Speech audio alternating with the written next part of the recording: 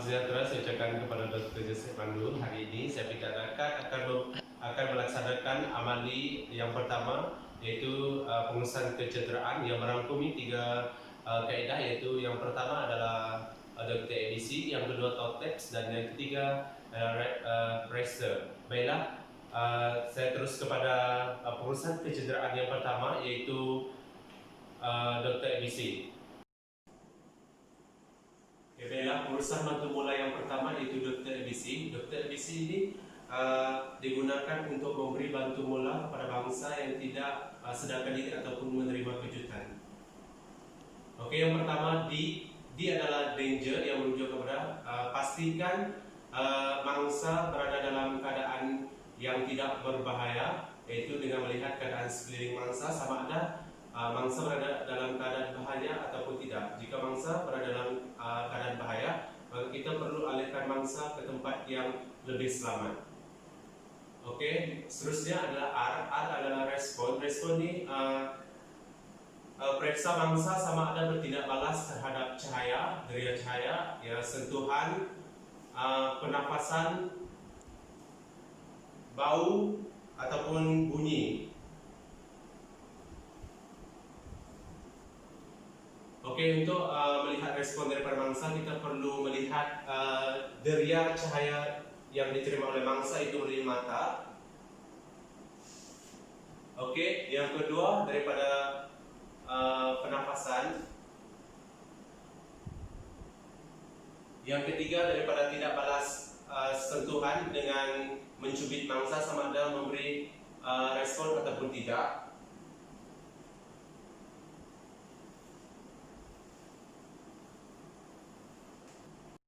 Seterusnya A merujuk kepada airway, iaitu pastikan pernafasan mangsa tidak tersekat-sekat ataupun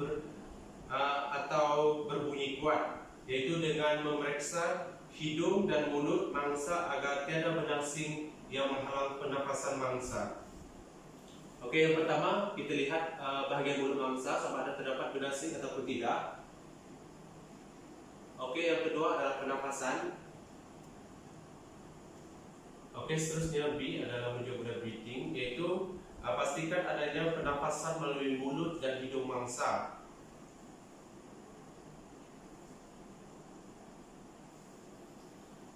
Okey, sekiranya mangsa tidak bernafas, segera lakukan cara pemulihan nafas, itu expect air resuscitation, itu EAR, kaedah pulih nafas mulut ke mulut. Okey. Seterusnya C menjadi circulation, iaitu peredaran darah melalui denyutan nadi dengan mengesan denyutan jantung melalui denyutan nadi kardio.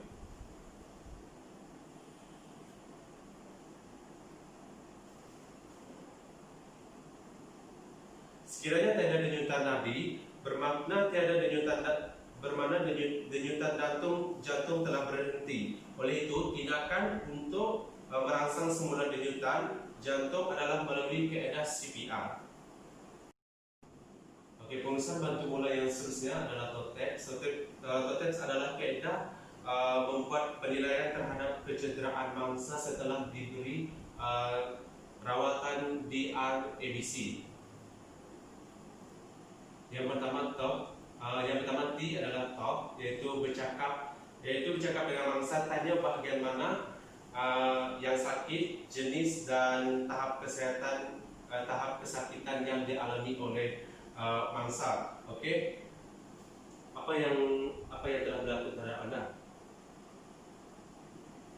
Okey, adakah anda merasa sakit? Sakit. Di bahagian mana anda merasa sakit? Bahagian tangan. Okey, seterusnya observe adalah dengan melihat keadaan mangsa, iaitu dengan memerhatikan bahagian kebengkakan pada tubuh badan mangsa.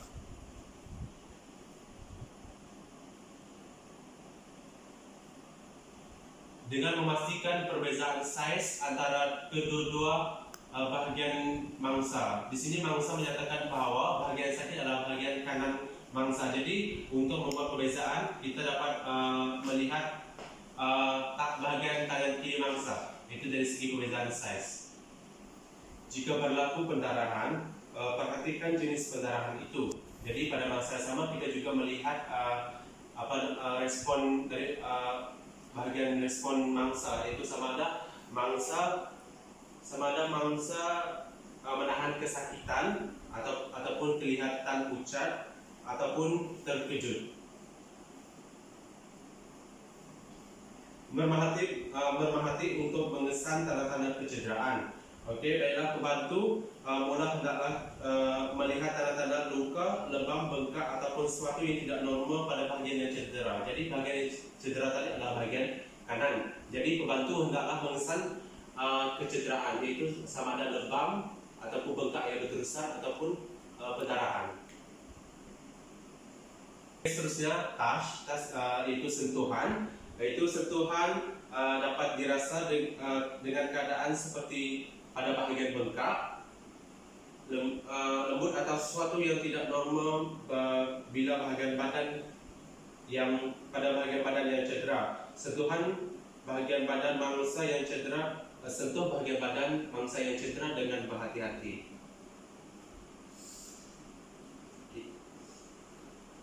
Tujuan utama sentuhan tangan adalah untuk mentafsir darjah kecederaan mangsa. Jika mangsa merasa kesakitan yang melampau, pembantu hendaklah meminimumkan pergerakan mangsa. Seterusnya aktif, iaitu kita dapat melihat sekiranya keadaan mangsa tidak serius, maka kita dapat meminta mangsa untuk menggerakkan anggota badannya.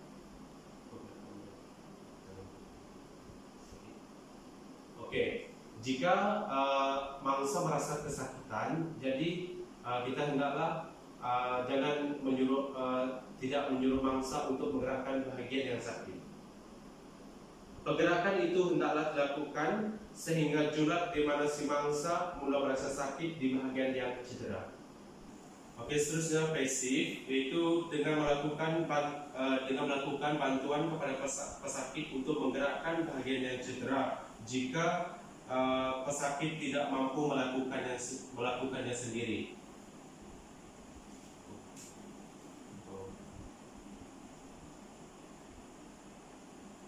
Sekiranya bahagian anggota yang cedera tadi tidak dapat digerakkan atau pasif, ini menunjukkan kecederaan yang dialami oleh mangsa adalah serius. Maka mangsa hendaklah dirujuk kepada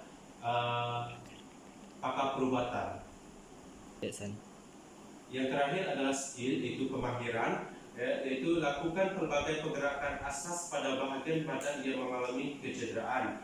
Sekiranya mangsa merasa sakit, mangsa berkenaan hendaklah dibawa ke hospital atau klinik untuk mendapatkan rawatan doktor atau paramedik. Tetapi jika mangsa tidak menunjukkan tanda merasa sakit, mangsa berkenaan boleh meneruskan aktiviti yang dilakukan sebelum kecederaan berlaku. Ulangi pergerakan ini berkali-kali jika kecederaan tidak dapat dikenal pasti. Okey. Dalam urusan kecederaan yang seterusnya, yaitu rasa, yaitu situasi yang saya beri adalah situasi seliuh, yang mana mangsa terseliuh akibat daripada bermain bola. Jadi seliuh di sini bermaksud kecederaan di bahagian sendi akibat daripada daya dari luar yang kuat menyebabkan ligamen tertarik ataupun koyak. Kawasan kecederaan biasa di bahagian pergelangan tangan ataupun di bahagian pergelangan kaki. Jadi untuk yang pertama, iaitu rest, pastikan mangsa rehatkan diri dan tenangkan diri. Okey, tenangkan diri, jangan bergerak terlalu banyak. Okey, seterusnya yang kedua adalah ice. Letakkan ice pada bahagian yang cedera. Jadi yang pertama, kita perlu lihat bahagian yang cedera itu, yaitu bahagian pergelangan kaki.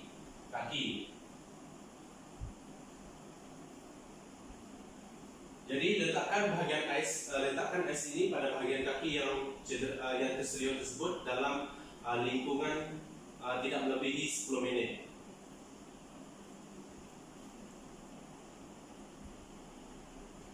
setelah 10 menit, mangsa